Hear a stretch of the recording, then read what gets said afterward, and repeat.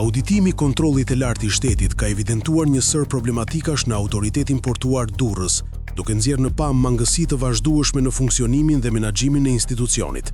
Sipas raportit, Këshilli Drejtues nuk ka ushtruar rregullisht funksionet e tij, ndërsa Këshilli Konsultativ ka qenë jo funksional, çka ka sjellë mungesë të këshillimit profesional në vendimmarrje.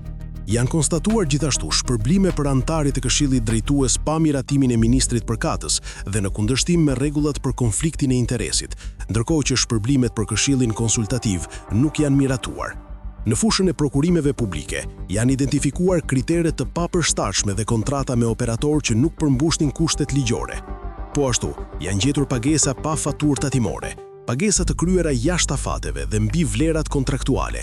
Vetëm nga llogaritja e gabuar e TVSH-s, si pasojë e konvertimit të monedhës, janë paguar mbi 232 milion lek më shumë. Auditimi evidenton edhe pagesa për parkime në vlerë mbi 1.1 milion lek, si dhe mungesë penalitetesh për vonesa në vlerë mbi 55 milion lek. Janë kryer gjithashtu pagesa për shërbime pa procedura prokurimi dhe pa dokumentacion justifikues. Në menaxhimin financiar janë konstatuar mungesë ekonomiciteti, eficience dhe efektiviteti në vlera të konsiderueshme, si dhe të ardhura të mungura në qindra milion lek. Probleme janë evidentuar edhe në administrimin e aseteve dhe inventarve, ku pasuritë rëndësishme nuk janë shfrytzuar dhe procedurat për asgjësimin e inventarve të përdorshëm nuk janë ndjekur.